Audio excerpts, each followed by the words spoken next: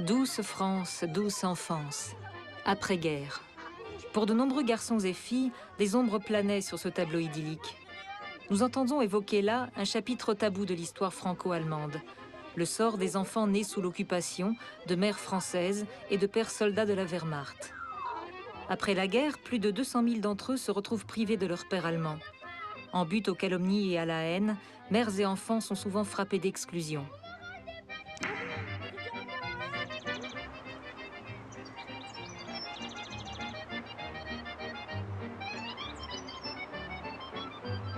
C'est en Provence, loin du cauchemar qu'elle a subi en tant que jeune mère, que Catherine s'est réfugiée il y a 50 ans, dans une région où elle était alors une parfaite inconnue.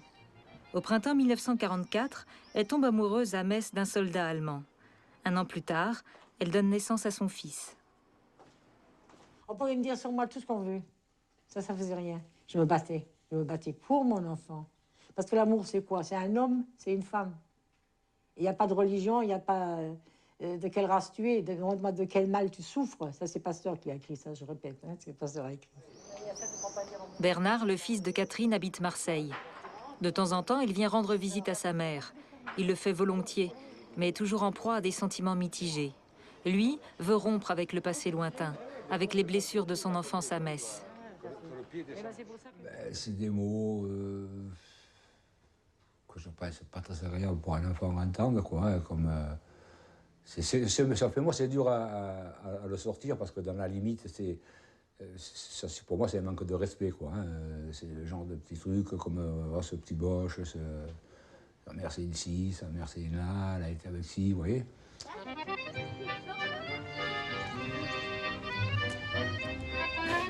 Ce n'est qu'à l'âge adulte que beaucoup comprennent enfin pourquoi ils se sont toujours sentis différents. Dénigrés et rejetés par leur entourage, ils ont été contraints de s'exiler loin de leur région natale, quelque part où personne ne les connaissait, où ils pouvaient mener une vie normale, comme les autres enfants.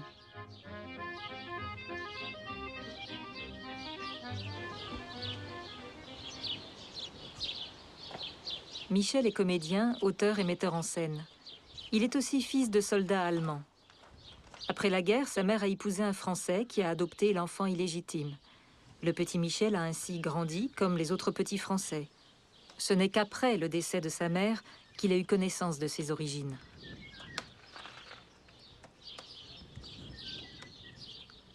J'ai appris que mon père n'était pas mon père il y a 34 ans maintenant. Et j'ai appris ça par ma sœur qui le savait déjà depuis 3 ans. En fait, ma mère est morte quand moi j'avais 23 ans. Et elle avait demandé à ma sœur de classer des papiers. Et lorsque ma sœur a classé ses papiers, on a eu la surprise de trouver un acte de baptême me concernant, alors que toute notre vie, on avait toujours entendu dire que ce papier était perdu. Et donc, évidemment, ça a étonné ma sœur qui s'est dit « Qu'est-ce qui se passe? Pourquoi ?» Elle a donc cherché, elle a donc lu, évidemment. Alors, en plus, c'était pas très simple parce que l'acte de baptême est en latin. Hein, donc, elle a déchiffré et elle s'est aperçue qu'il y avait marqué « fils illégitime ». Alors, ça l'a, bon, évidemment, un peu perturbé. Et elle a posé des questions à la famille. Tante, cousine, oncle...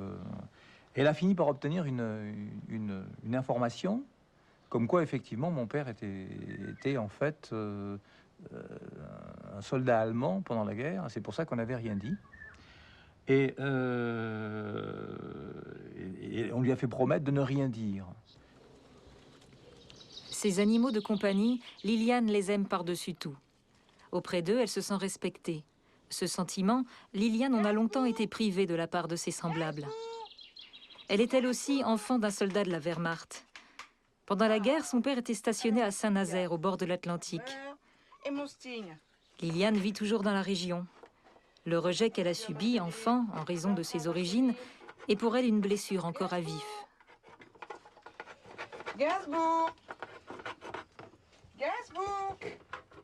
Donc j'avais à peu près 10 ans lorsque ma tante m'a dit que c'était pas mon père, j'étais un bâtard de Bosch.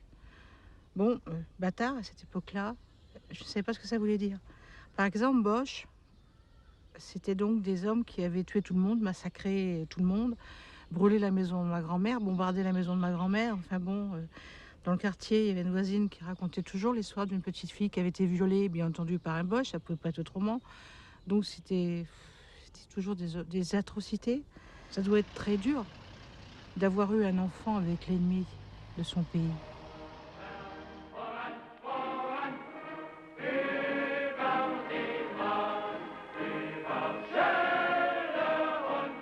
En juin 1940, l'armée allemande entre dans Paris. Un nouveau gouvernement s'installe bientôt à Vichy et s'entend avec le commandement militaire allemand. C'est le début de la collaboration.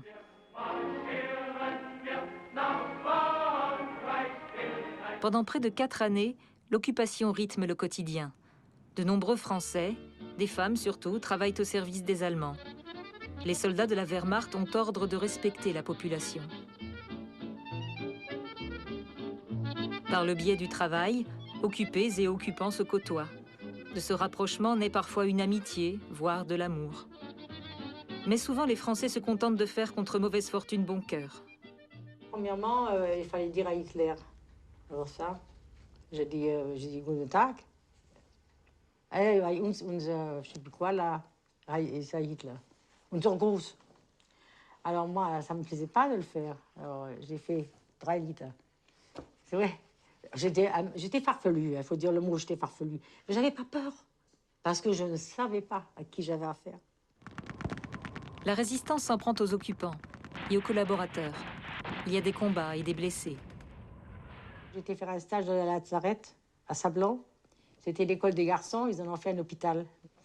J'ai commencé à travailler là, mais j'avais mal au cœur, ça me faisait... Il y a des moments où je tremblais, des fois j'avais envie de pleurer. C'était pour moi une gamine qui sort d'une fleur, puis qui rentre dans un enfer, c'est une tragédie. C'était quelque chose pour moi d'épouvantable, j'avais jamais vu. J'avais même jamais vu un homme nu, là j'en ai vu. J'étais obligée. Alors tout ça, c'était, pour moi, c'était énorme. Hein. C'était tellement pudique chez nous que pour moi, c'était énorme. Puis j'avais que 17 ans, c'était normal. Et là, c'est là que j'ai rencontré un militaire qui avait été blessé aussi, mais c'était pas grave. Il venait voir un ami.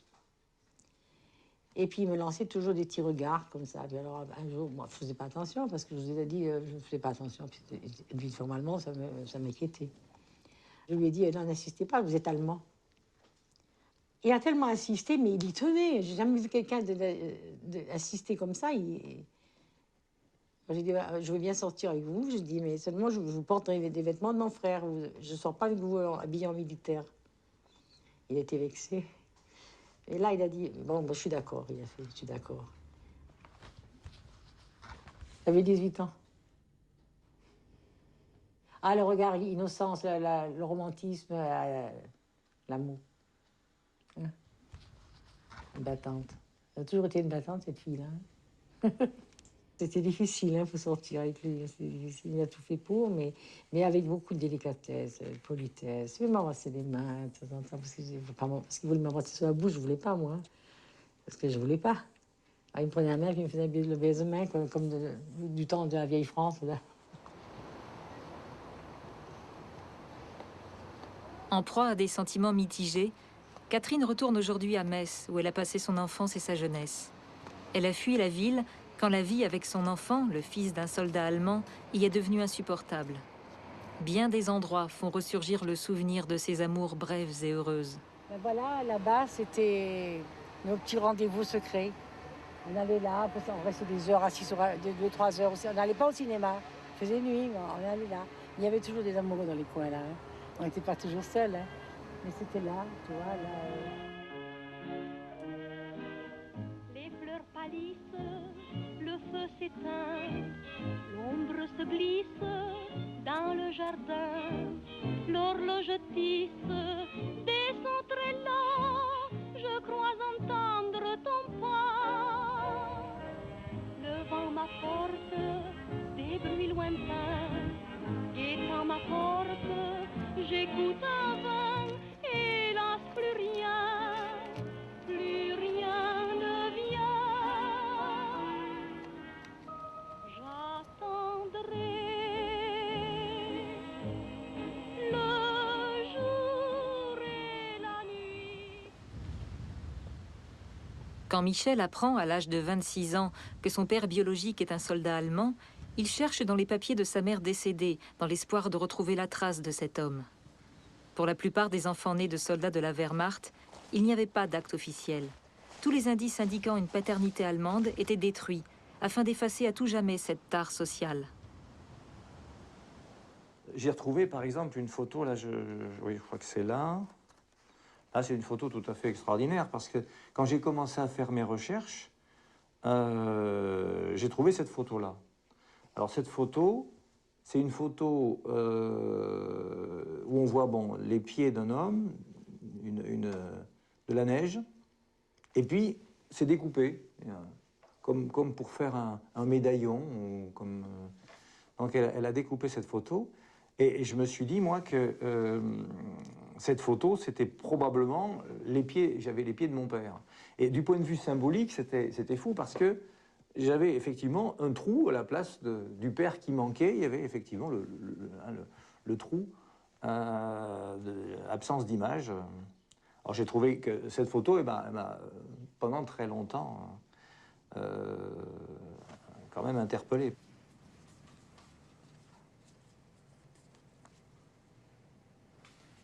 Ma mère, elle avait gardé tout un tas de choses comme ça qui étaient comme codées. C'était comme un code. C'est un véritable roman policier. C'est-à-dire que elle avait gardé des éléments qui m'ont permis de reconstituer l'histoire par petits bouts, grâce à ces... Par exemple, elle a gardé, je sais, à un moment donné, je ne sais plus où c'est, un billet de chemin de fer. Bon, un billet de chemin de fer, pourquoi a-t-elle gardé ce billet de chemin de fer? C'est tout à fait étonnant. Qu'est-ce qu'elle foutait en 1943, et elle va jusqu'à... je ne sais plus où est-ce qu'elle va, jusqu'à Lick, je crois, c'est marqué ici. Ça, c'était l'autorisation de circuler. Hein. Elle va jusqu'à Lick, donc tout à fait en Prusse orientale. Puis j'ai fait là, alors là, ça n'a rien à voir, ça c'est aujourd'hui, c'est informatique. Hein. J'ai reconstitué tous les éléments, tout ce que j'avais comme élément avec un petit fichier informatique où je mets les dates, ce qui se passe, qui ça concerne, et tout ce que je sais. Eh bien, je suis née le 17 avril à 1h du matin au couvent de Saint-Gildas-des-Bois, qui à l'époque était transformé en maternité. Et il y avait beaucoup d'enfants qui naissaient, qui étaient issus de couples normaux français. Et par exemple, moi comme d'autres, mon papa était un soldat allemand. En France, le nombre des naissances illégitimes augmente considérablement sous l'occupation. Pour camoufler ce fait, le gouvernement promulgue une loi autorisant l'accouchement sous X, qui se pratique alors souvent dans les couvents. Eh bien, jusqu'à 10 ans, j'étais chez ma grand-mère à Saint-Brévin-les-Pins, en Loire-Atlantique. Et je voyais maman, je sais pas, 10 jours, 15 jours par an, au moment des vacances d'été. Elle travaillait à Paris et elle ne devait pas avoir financièrement la possibilité de rester plus longtemps. C'était pas plus mal. C'est horrible de raconter ça. Maman va avoir 80 ans. Mais peu de choses ont changé. Toujours une maman froide, distante. Dans un certain sens, je n'existe pas. Quand j'étais petite fille, c'était tiens-toi droite, mouche tournée, restez sage, si sur une chaise, pas bouger.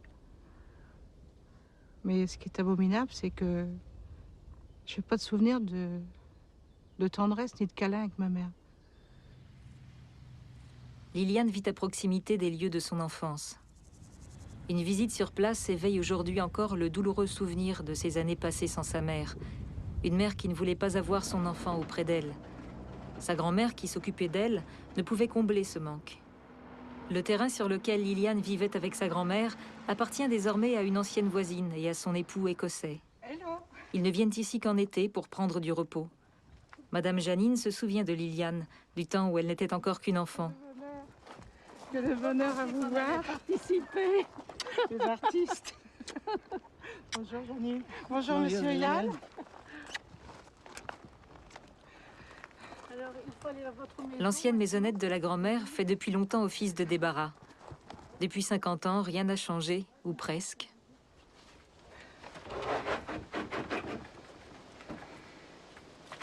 Alors, entrez, Liliane, voyez ce qu'il y a ici.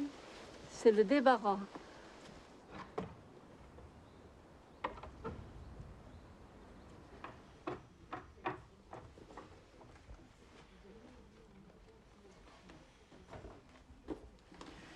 Ça paraît pas, mais la maison est toute petite et pourtant, ici, il y avait le lit de ma grand-mère.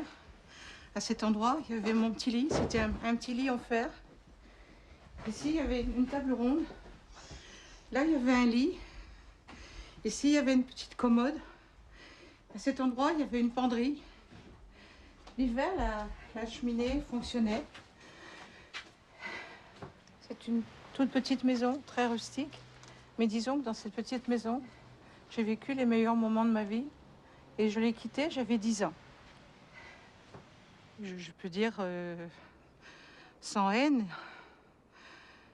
que, eh bien, on m'a caché pendant des années.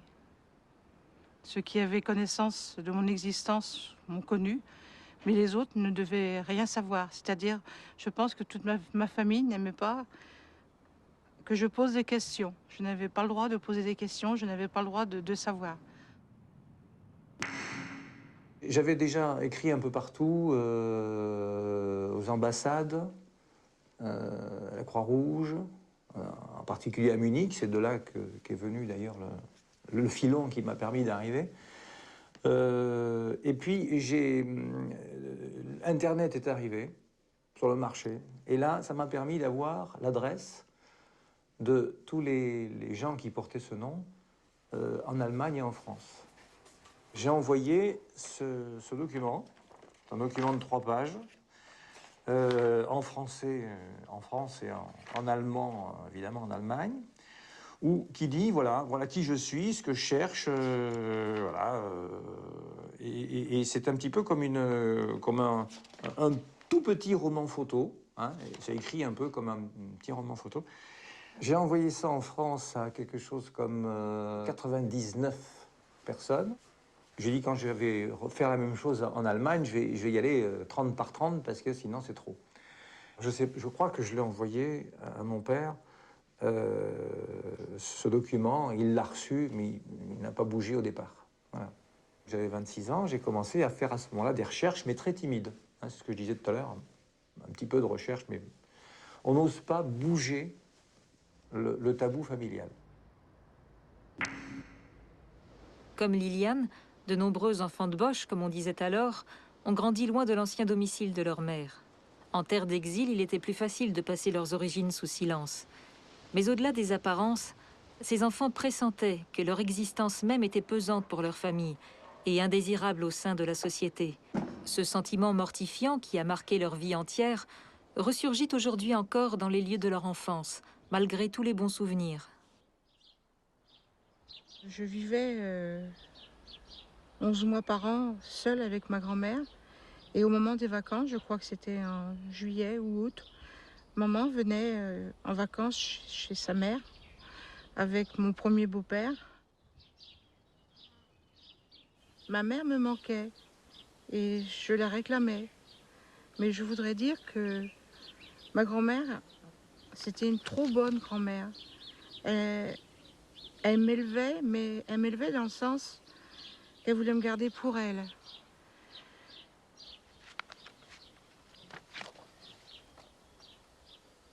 Ma mère, je l'appelais pas maman, je l'appelais maman Lélène. Par exemple, pendant plusieurs années, je ne sais pas combien de temps que ça a duré, j'appelais ma grand-mère maman. Et c'est après, quelques années après, que ça a été ma mère. Maman, quand elle venait, elle voulait toujours, dans un certain sens, que je sois parfaite.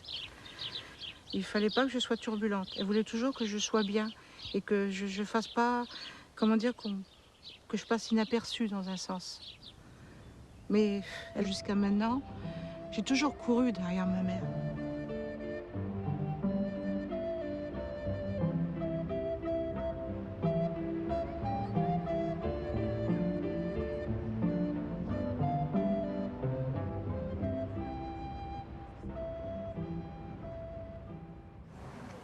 Au jardin botanique de Metz, Catherine et Heinz s'étaient donné rendez-vous.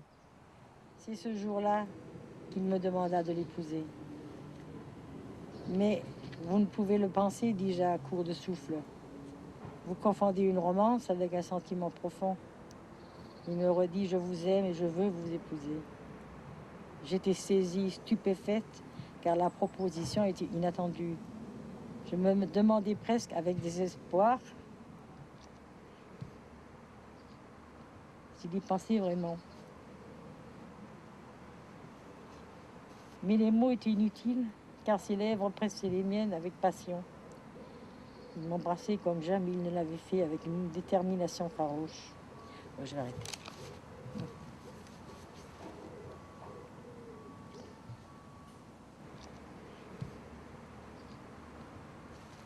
J'aime pas en parler de ça, c'est bizarre. J'ai tout envie de pleurer quand je parle de ça. Parce que vous savez pourquoi?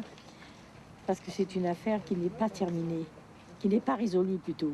Donc je ne peux pas faire mon deuil. On ne peut pas faire son deuil, l'affaire n'est pas résolue. Je ne sais pas où il est. Je sais qu'il est dans Berlin, je sais qu'il est enterré sous des décombres ou je ne sais pas où. Je sais pas où. Mais quand on peut faire son deuil, on dit oui, ben, ça y est, on est sûr qu'il est mort. Mais on a fait des recherches avec son frère, tous les camps russes, on a partout. Mais tout est, on nous a dit qu'il était porté disparu, puis on nous a dit dans Berlin. Parce que comme il a déserté l'armée, il voulait que mon père le cache, tout ça. Et puis j'ai dit oui, un jour peut-être, j'en parlerai à mon père. Et quand on a été bombardé, nous qu'on a perdu notre maison, et on a été réfugiés. Et c'est là qu'il a déserté l'armée. Et on a su par une voisine qu'il y avait un monsieur qui parlait allemand, qui a demandé après toi, à moi. J'ai dit ça y est, c'était lui, ça, j'étais sûre. Et c'est son père qui m'a écrit, donc, la dernière lettre que j'ai eue de son père, on était à Pont-de-la-Chétive, réfugiés. Il m'a dit, voilà, Heinz, il a déserté, il a commis une bêtise, on lui a rasé les cheveux, on lui a enlevé ses décorations, il a été déserteur. Puis j'avais rien eu, plus de nouvelles, pour rien. En 1944, les Alliés libèrent les zones occupées. Beaucoup de soldats allemands ont d'ores et déjà été envoyés sur le front de l'Est. Les autres sont contraints de se rendre. L'occupant triomphant d'hier est vaincu. C'en est fini du spectre d'une Europe nationale socialiste. Tout à leur enthousiasme, les Français fêtent l'entrée des troupes alliées. Ces 4 années de sacrifices forcés appartiennent au passé. Les soldats des puissances victorieuses vivent de véritables embrassades nationales. La France est enfin libre.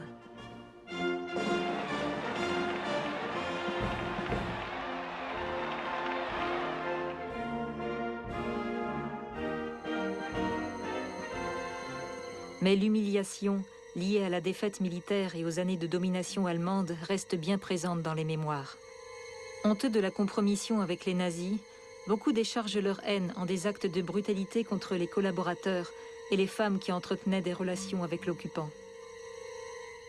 Pourtant, la seule faute de nombre d'entre eux, c'était d'avoir suivi la recommandation de leur propre gouvernement en travaillant pour l'occupant. Plus de 10 000 femmes sont tondues et humiliées en public. Rares sont celles qui parviendront à surmonter ce traumatisme.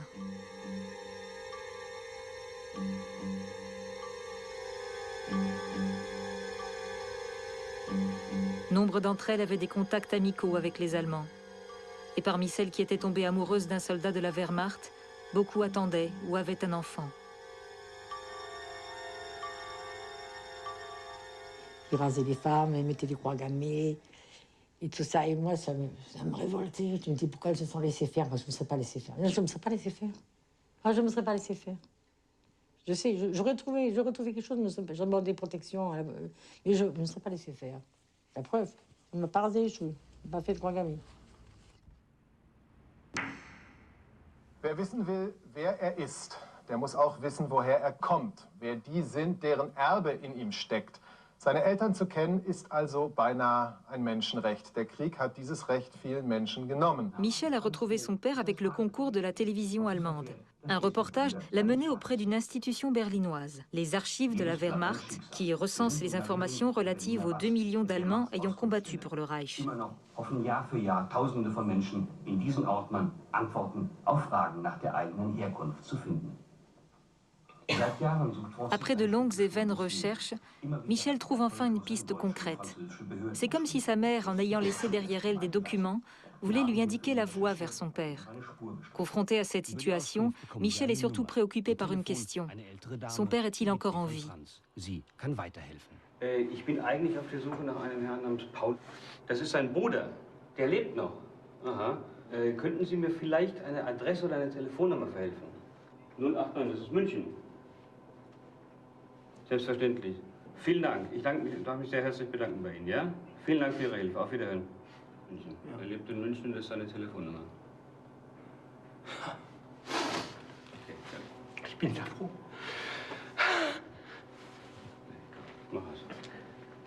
Quand il est arrivé à l'hôtel à Munich, il est arrivé, c'est un monsieur très allemand, très droit, avec une tenue et un peu froid. Un peu froid. Et la glace a fondu en 2 ou 3 secondes. En 2-3 secondes, bon. Et là aussi, ça ne s'explique pas, c'est très bizarre. Enfin, en tout cas, moi, tout d'un coup, on se reconnaît. Ce qui est important, en fait, c'est que tout d'un coup, on se reconnaît dans quelqu'un.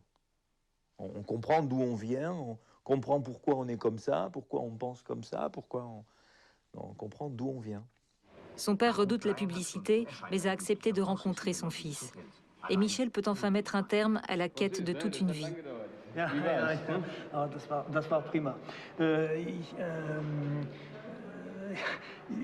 Ich habe meine Vater natürlich getroffen. Und, du bist sehr zufrieden, ne? Das war sehr, sehr gut. Und, aber natürlich nachher, das ist privat. Er will nicht hier Okay, er will keine Kamera. Ja. Ihr werdet euch aber wiedersehen. Ja, natürlich. Okay. Ja, das war wunderbar. Und jetzt geht's wieder zurück zum Vater. Ja. Okay. Ja, und vielen Dank. Okay. Vielen Dank. Pendant 5 heures, on est resté 5 heures ensemble. Et là, on a véritablement trouvé des points communs qui n'en finissaient plus, quoi. Je fais de la voile, il a un voilier. J'ai fait de l'aviation, il était pilote. Il aime faire des mathématiques alors que c'est pas son métier. Moi, je suis comédien et metteur en scène. Bon, j'adore faire des maths, ce qui est comme pas très très fréquent, etc., etc. Quoi. Il y a plein de petits points communs comme ça. C'est à Montréal, paisible petite ville du Midi, que Michel et sa femme Aude ont déménagé pour fuir la frénésie de la vie parisienne. Ici, ils espèrent se ressourcer. Quant à leur travail théâtral, ils le poursuivent à Carcassonne, situé non loin de là. Inspiré par sa confrontation avec son enfance et son identité, Michel a écrit une pièce intitulée « Vater », père, qu'il répète ce jour-là avec Aude et quelques comédiens. En fait, c'est pas du tout du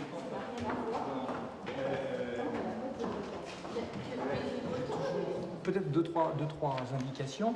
C'est pas mal, Bernard, parce que je crois que le fils, à ce moment-là, il est quand même un peu sur la réserve, parce que c'est comme s'il en voulait à la mère un petit peu, ce qui n'est pas vraiment mon cas, mais dans la pièce, c'est ça, comme s'il en voulait un peu quand même qu'elle lui ait pas dit la vérité. Maman, tu ne crois pas que tout aurait été plus simple si on avait su de tout temps la vérité? La vérité? Mais quelle vérité? Celle d'aujourd'hui?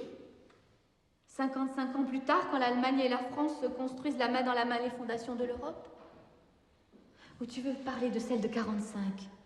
Quand la haine imprégnait encore les campagnes, quand il fallait se méfier de chaque chaumière qui pouvait abriter un résistant de la dernière heure, toujours prêt maintenant que le danger était passé à venger l'honneur de la France et à purger celle-ci de ses mauvais sujets?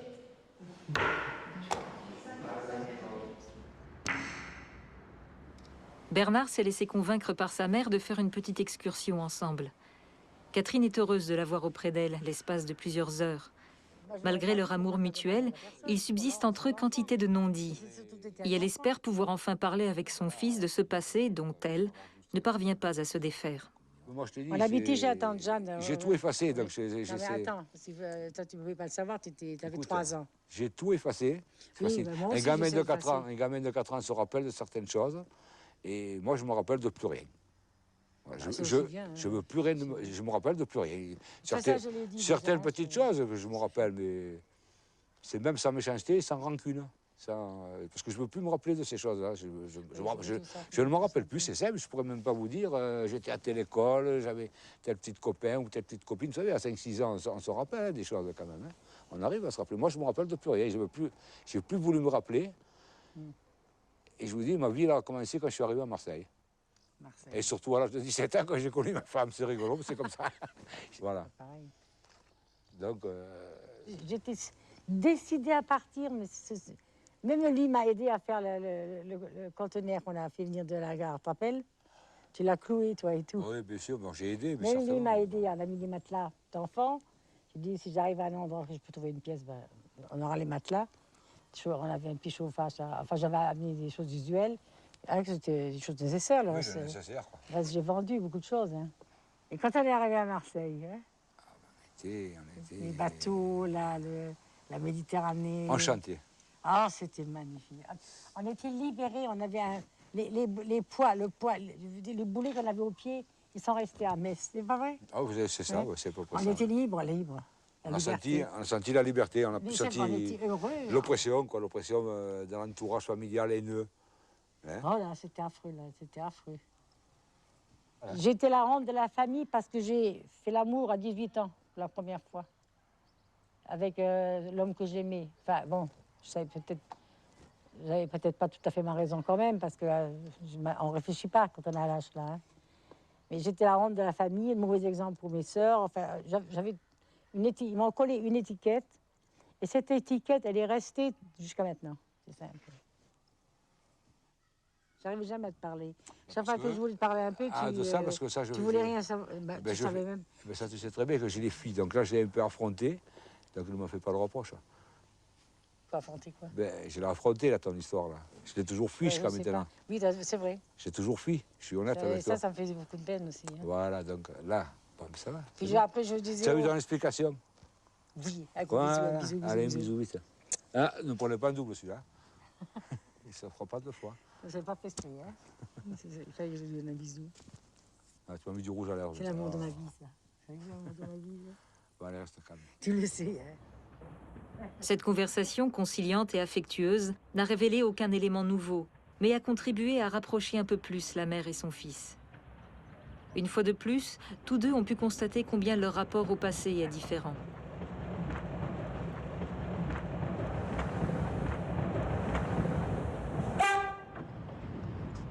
C'est à Saint-Nazaire, sur la côte atlantique, qu'était basé Hans Appel, le futur père de Liliane. Alors âgé de 27 ans, il servait sur l'un des sous-marins de la flotte allemande. Les blocos, les solides fortifications du mur de l'Atlantique, tenaient lieu de cantonnement aux soldats de la Wehrmacht. C'est ici, un 14 juillet, il y a plus de 60 ans, que se sont rencontrés la mère de Liliane et le marin allemand, séducteur notoire. Pour Liliane, cet endroit évoque un élément obscur de la biographie de sa mère.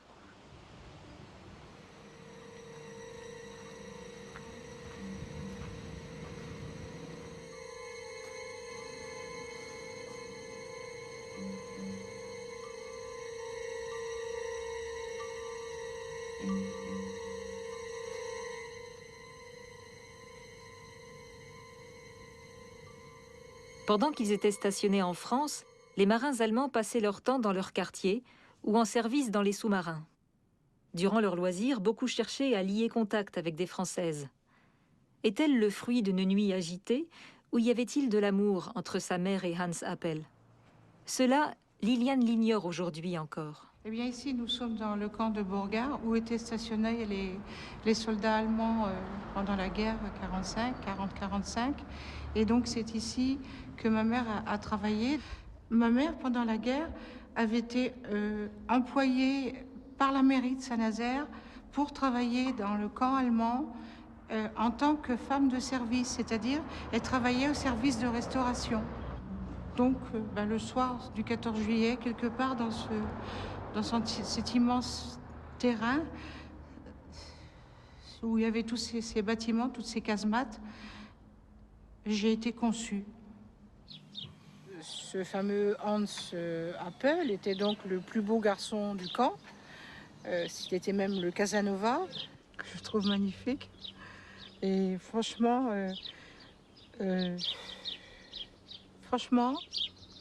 c'est pas du tout la même histoire, c'est pas le même contexte.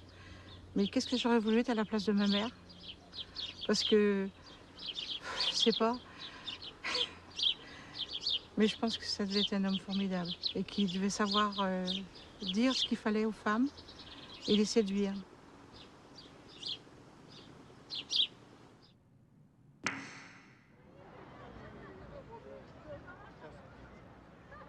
Une seule envie, fuir les humiliations, partir dans le Midi sous la chaleur, à Marseille. Après la naissance de Bernard, le fils de son grand amour allemand, tout le monde se détourne de Catherine, même sa propre famille. Pour légitimer son enfant, elle épouse un homme qu'elle connaît à peine. Mais la vie reste insoutenable à Metz. Alors, en compagnie de son mari, de Bernard et de ses demi-frères et sœurs nés entre-temps, elle se réfugie à Marseille où la famille vit durant de longues années dans des conditions misérables. Moi, j'habitais en 57, le logement mansardé là-haut. C'était l'hiver quand on est arrivé là, il faisait froid. L'hiver, il fallait chauffer. Je chauffais avec une cuvette, avec de l'alcool dedans. Et les enfants, les deux petits, ils étaient assis dans leur lit fermé, qui ne sortent pas dehors. Pour que je puisse dormir quelques heures pour retourner travailler. Genre, et je partais travailler quand mon mari est rentré pour garder les enfants. Et pourtant, Catherine n'a jamais regretté sa fuite vers le Midi. Vivre une misère à Metz, dans la haine, et vivre la misère au soleil, c'est autre chose. Partir sur un bateau tout blanc vers de nouveaux océans, s'en aller chercher au fil de l'eau des pays nouveaux, partir avec le bien-aimé vers des déserts étoilés, s'en aller chercher au loin. André, tu veux du café? Oui. André, le mari de Liliane, est atteint depuis des années de la maladie de Parkinson, ce qui le rend largement tributaire de sa femme. Cet ancien chauffeur routier était autrefois un homme vigoureux. Je te mets combien dessus, Dédé? 2 ou 3? Sa dépendance vis-à-vis d'elle pèse sur leur relation. Aujourd'hui, Liliane a 3 enfants, tous adultes. Ses relations avec ses enfants et petits-enfants sont problématiques, distantes. Et Liliane, tout à son désespoir, se demande si elle est capable de donner plus d'amour que le peu qu'elle a elle-même reçu enfant.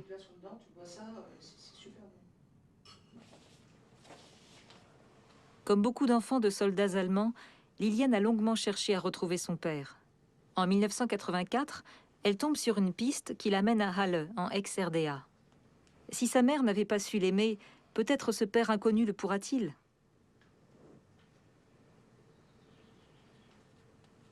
Elle place tous ses espoirs en un homme qui ne s'est jamais soucié de son existence, jamais occupé d'elle. Grâce à son mari André, elle connaît bien le milieu des routiers.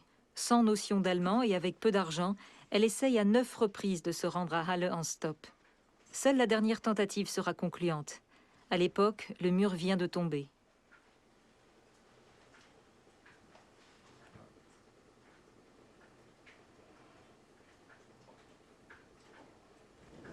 À Halle, Liliane fait la connaissance de 2 demi-frères et de toute leur famille. Elle apprend alors que leur père commun est décédé 5 ans plus tôt. Liliane est heureuse malgré tout. Elle a trouvé une famille, sa famille, qui en dépit de la barrière linguistique lui apporte chaleur et affection. Sa première rencontre avec l'un de ses demi-frères l'a profondément impressionnée. Il me parlait allemand, je ne comprenais pas ce qu'il disait. Mais, si vous voulez, c'était des mots tendres. C'était de l'amour. Des paroles de mon frère, ma famille, mon sang aussi. Et je suis désolée de dire ça devant mon mari, devant mes enfants, ma mère ou ma tante petits-enfants, peut-être connaîtront cette histoire. Mais J'avais jamais connu ça avant et j'ai jamais connu ça. On m'a jamais consolée, on m'a jamais apporté de la tendresse. Moi, je pense que quand on est bâtard, on devrait nous stériliser. Parce que quelque part, dans un certain sens, on est un peu comme des monstres et on ne peut pas aimer ni donner l'amour qu'on n'a pas eu à nos enfants. Et je pense qu'un enfant qui n'a pas été désiré, ni aimé, ni soutenu par un père et une mère ne peut pas être normal comme les autres. Un enfant a besoin absolument d'avoir son père et sa mère. Et quand vous naissez bâtard de Boche, ou bâtard d'Irak, ou du Vietnam, ou n'importe où, bâtard de guerre, vous êtes le souvenir pour la famille de l'ennemi.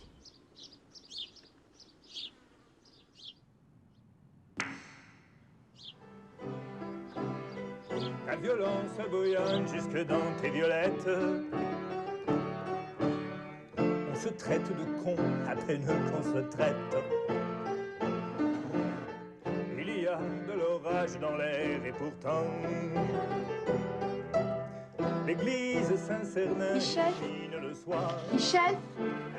Aude a soutenu Michel dans ses recherches pour retrouver son père.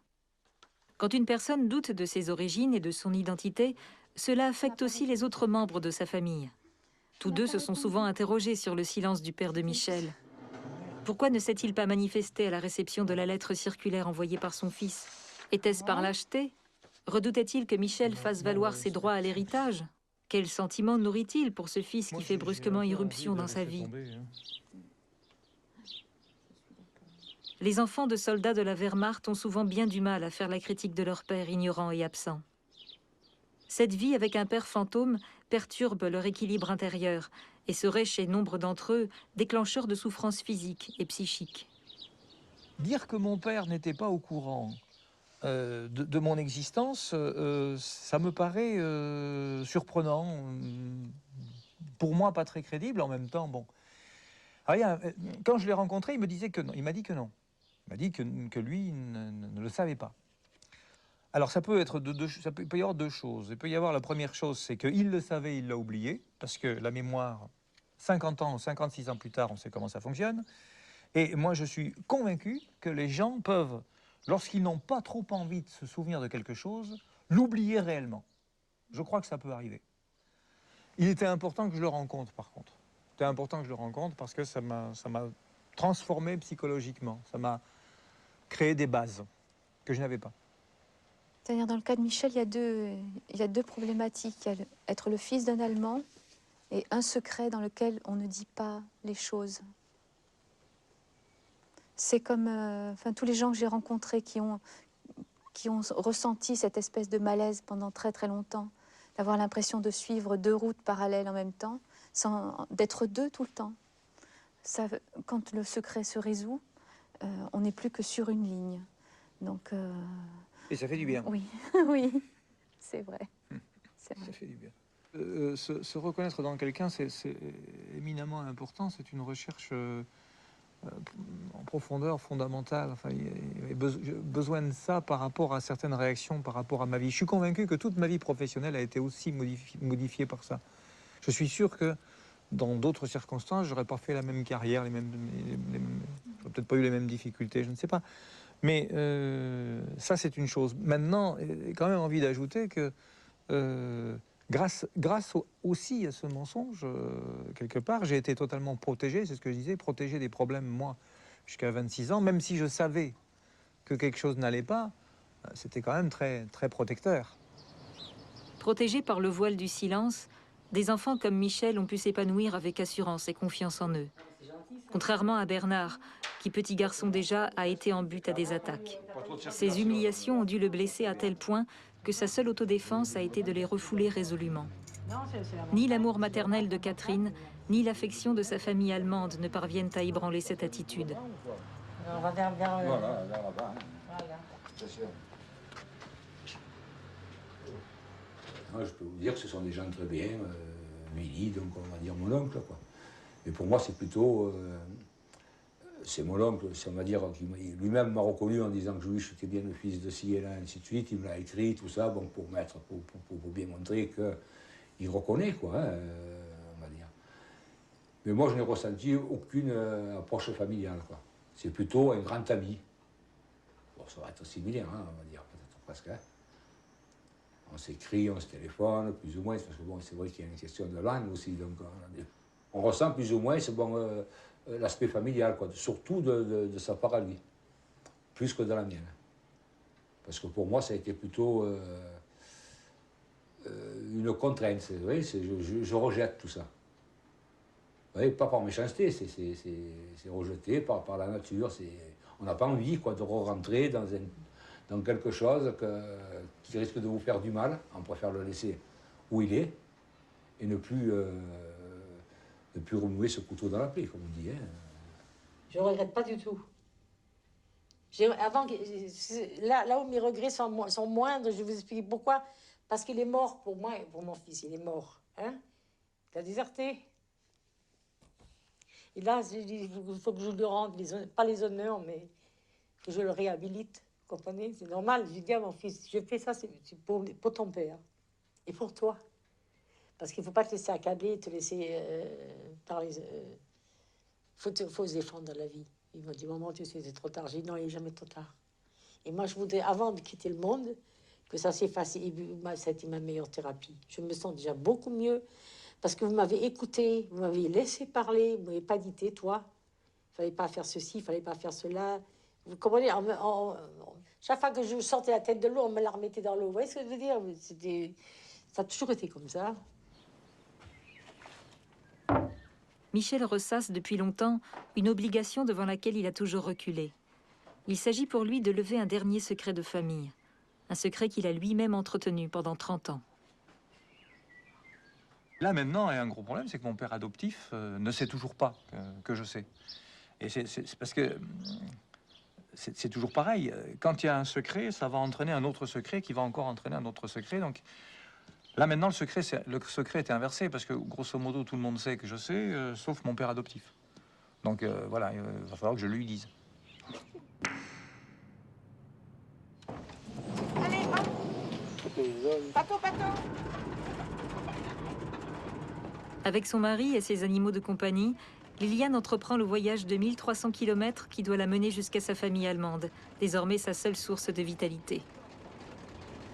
Dans sa région d'origine, Liliane se sent rejetée et incomprise.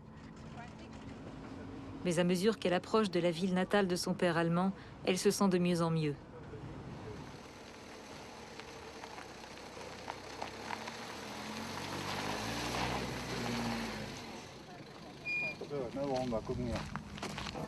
Hans Günther, son demi-frère et sa femme Walburga attendent leur famille française devant le jardin qui entoure leur datcha. Liliane! Tack, familj Apple! Guten Tag! Meine Bruder! Wie lange bist denn du unterwegs? Wie lange bist du unterwegs? En secondaire. Weg. Madame. Ja, madame. Selber madame. Oui, chic Paris, tu vois? Chic Paris. Paris. Bonjour. En Allemagne. Hallo. Na? Ja. Aucun problème, famille. As-tu vu? Schöne Fräulein. Avec mon frère, il y a une espèce d'échange, une espèce de communication. On n'a pas besoin de se parler quand on est tous les deux. On peut faire des choses sans se parler. On se regarde, on se comprend. Un peu comme si on était des enfants, on s'était toujours connus. Mais dans un sens, moi je vis ça comme... avec lui, je redeviens comme si j'étais toute petite. C'est drôle comme sentiment. Mais avec lui, j'ai cette espèce de sentiment de protection.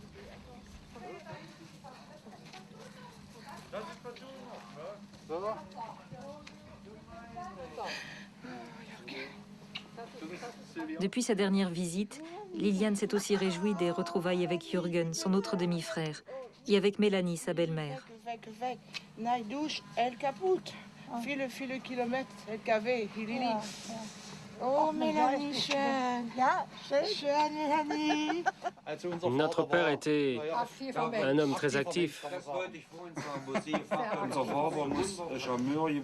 C'était un charmeur, un homme à femme. Vraiment un bon vivant. Nous avons plusieurs autres demi-frères et sœurs. Oui, 3 autres en Allemagne, à notre connaissance. Non, même 4. Après avoir trouvé cette famille, je me sentais bien, je me sentais comme les autres. J'ai une famille, j'ai des frères. Dans sa tête, c'est un chanteur abandonné. Pour Liliane, ce séjour à Halle est comme une nouvelle naissance. À ses yeux, l'Allemagne est le paradis, et Halle, le refuge où elle ressent chaleur et sécurité. Il est bon que la communication doive se passer de mots. Bon aussi que le séjour soit bref. Ces quelques jours peuvent ainsi s'écouler sans nuages.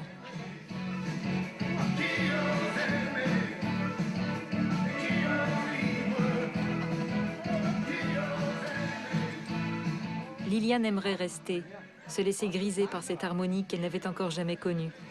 Mais elle pressent aussi que les moments de bonheur sont par essence éphémères. Oh, Mann, Papa. Und ich. Ja. Ja. Verstanden? Dein Papa. Ja. Ja.